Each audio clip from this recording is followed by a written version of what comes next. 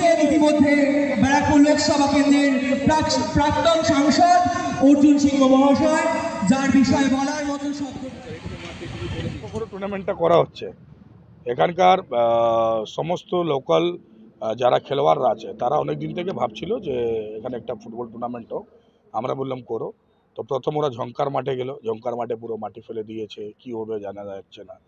Second ওরা মুন্সিপাড়া মাঠে কার্যক্রমটা সিদ্ধান্ত নিল, সেখানেও বাধা হয়েছে। কালকে 4 ঘন্টা জগদ্দল থানা পুলিশ আয়োজক কমিটিকে ডেকে বসিয়ে রেখেছিল कि তোমরা কেন এরকম করছো, তোমরা বলো নি কাকে ডাকছো, কোন গেস্টকে ডাকছো।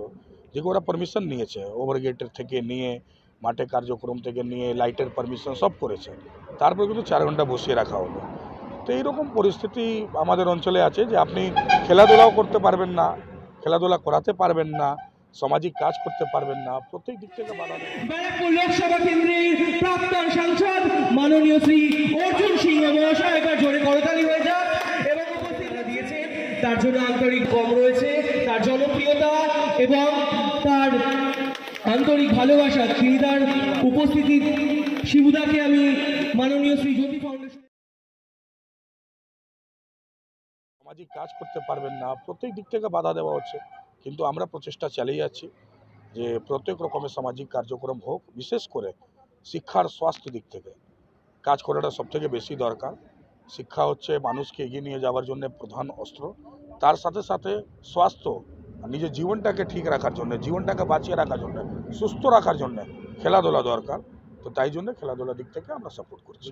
জ্যোতি ফাউন্ডেশনের কর্ণধার মাননীয় শ্রী প্রিয়াঙ্কু পান্ডে মহাশয়, মল্লিক মহাশয় সম্বর্ধনা প্রদান করবেন। একবার জোরে করতালি হয়ে যাক, আমরা বরণ করে নিচ্ছি। আর স্থানীয় মানুষকে দেখুন, বিরোধ করতেই হবে, সামনে আসতেই হবে। আমরা একটা কথা অলওয়েজ বলি কি যে কোনো জায়গায় যদি ভুল হচ্ছে, সে ভুলকে যদি আপনারা স্বীকার করে নেন, তাহলে কিন্তু শুধু দোষী ভুল করার লোক না, যে স্বীকার করছে তারাও দোষী, তার প্রতিবাদ করা দরকার।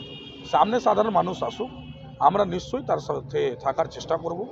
সে আমরা তার পাশে দাঁড়িয়ে এই মাঠগুলোকে বিক্রি হতে দেব না, এটুকু বলতে পারি।